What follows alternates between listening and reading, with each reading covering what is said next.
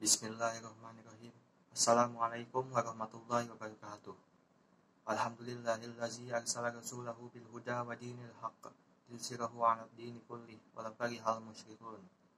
Innal hamdalillah nahmaduhu wa nasta'inuhu wa nastaghfiruh wa na'udzu billahi min syururi anfusina wa min sayyiati a'malina. May yahdihillahu fala mudhillalah wa may yudlil fala hadiyalah. Asyhadu an la ilaha illallah wahdahu la syarikalah wa asyhadu anna Muhammadan abduhu wa rasuluh la nabiyya ba'dah. Allahumma shalli wa sallim ala sayyidina Muhammadin wa ala alihi wa sahbihi ajma'in. Amma ba'du.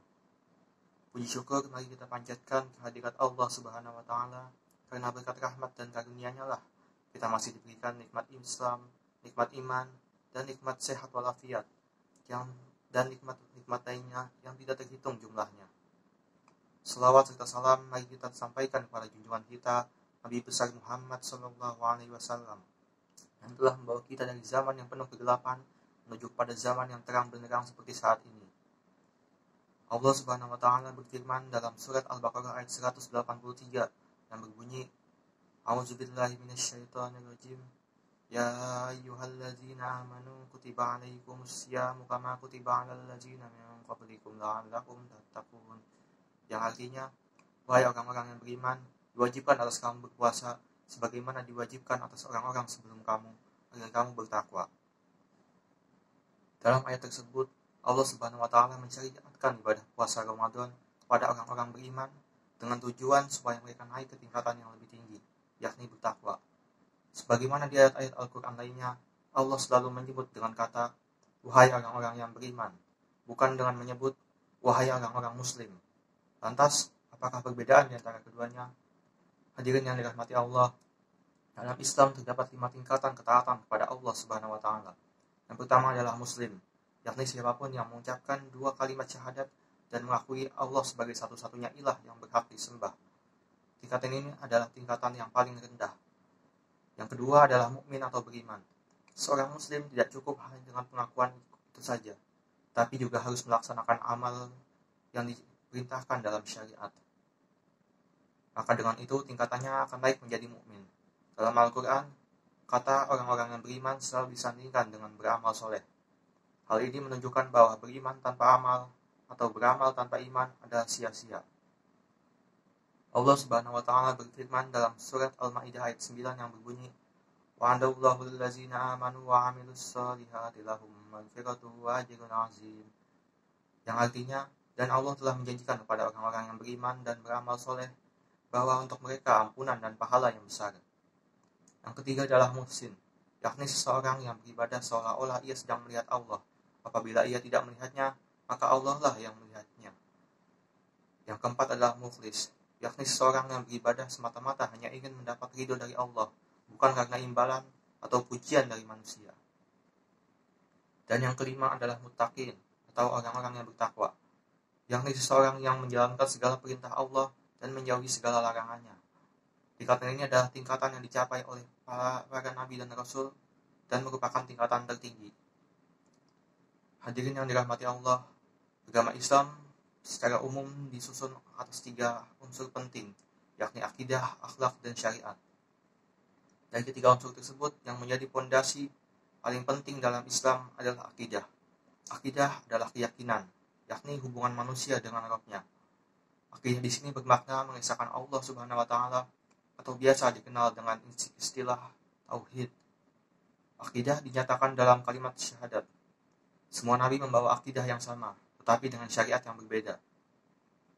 Konsep tauhid dapat dibagi menjadi 3 macam, yakni tauhid rububiyah, tauhid uluhiyah, dan tauhid asma wa sifat.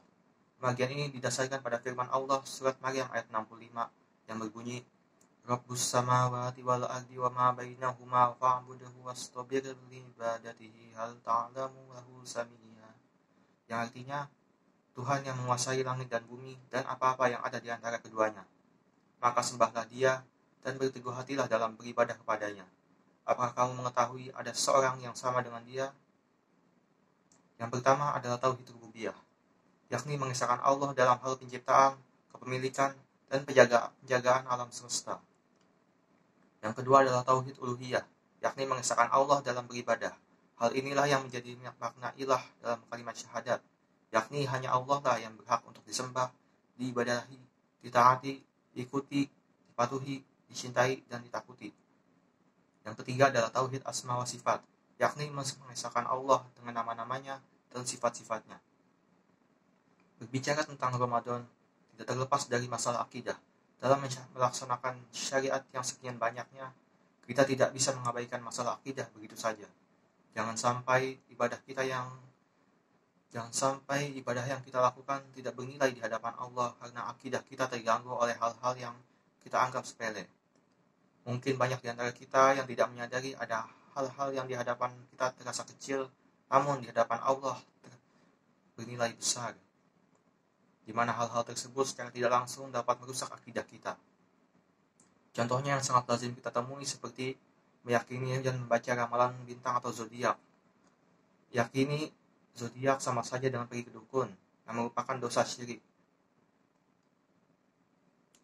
Kemudian, meyakini paham-paham di luar Islam yang dapat mengaruhi akidah kita, serta bertentangan dengan ajaran Islam, seperti paham pluralisme yang menganggap semua agama sama. Hal itu sangatlah berbahaya bagi akidah. Islam memang menjunjung nilai toleransi, tetapi hanya dibatasi dengan membiarkan kebebasan beragama, bukan berarti menyamakan seluruh keyakinan adalah sama. Masalah lain yang menjadi sumber kerusakan akidah, yakni menjadikan agama sebagai bahan candaan dan olok-olokan. Seolah menjadi hal yang biasa, banyak dari kalangan kaum muslim sendiri yang mengolok-olok agamanya, atau mungkin tidak peduli ketika hal tersebut terjadi. Anggapan bahwa dosa adalah urusan masing-masing manusia sudah menempel kuat pada kebanyakan umat Islam. Masalah lain yang menjadi sumber kerusakan akidah yakni menjadikan agama sebagai bahan candaan dan olok-olokan. Seolah menjadi hal yang biasa, banyak dari kalangan umat muslim sendiri yang mengolok-olok agamanya, atau mungkin tidak peduli ketika hal tersebut terjadi.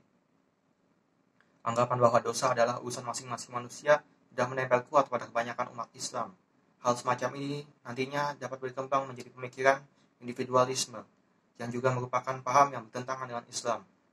Padahal Allah sendiri memerintahkan kita untuk melaksanakan amar ma'ruf dan nahi mungkar. Allah berfirman dalam surat Ali Imran ayat 110 yang berbunyi, kuntum khayra ummatin ukhrijat lin-nasi ta'muruna bil ma'rufi wa tanhauna 'anil munkari wa tu'minuna billah.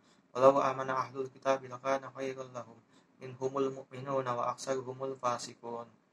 Yang artinya, kamu adalah umat terbaik yang dilahirkan untuk manusia, menyuruh kepada yang ma'ruf dan mencegah dari yang mungkar, dan beriman kepada Allah. Sekiranya ahli kitab beriman, tentulah itu lebih baik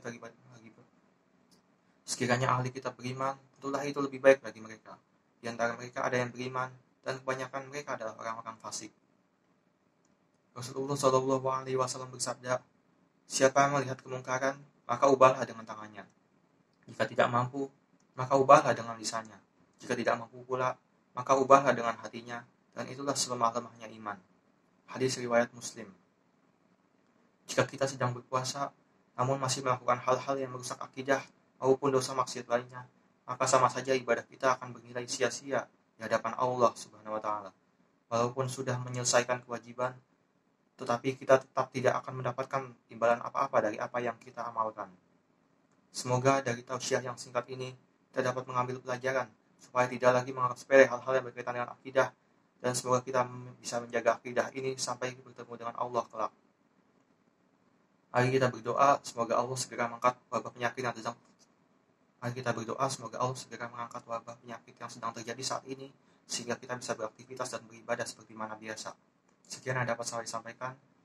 Jika ada yang kurang berkenan, jika ada kata yang kurang berkenan, mohon dimaafkan. Barakallahu li wa lakum fil Qur'anil azim, wa nafa'ani wa iyyakum bima fihi minal ayati wa dzikril hakim. Aqulu qawli hadza wa li wa lakum wa lisairil muslimina wal muslimat fastaghfiruhu innahu huwal ghafurur rahim. Wabillahi taufiq wal hidayah. Wassalamualaikum warahmatullahi wabarakatuh.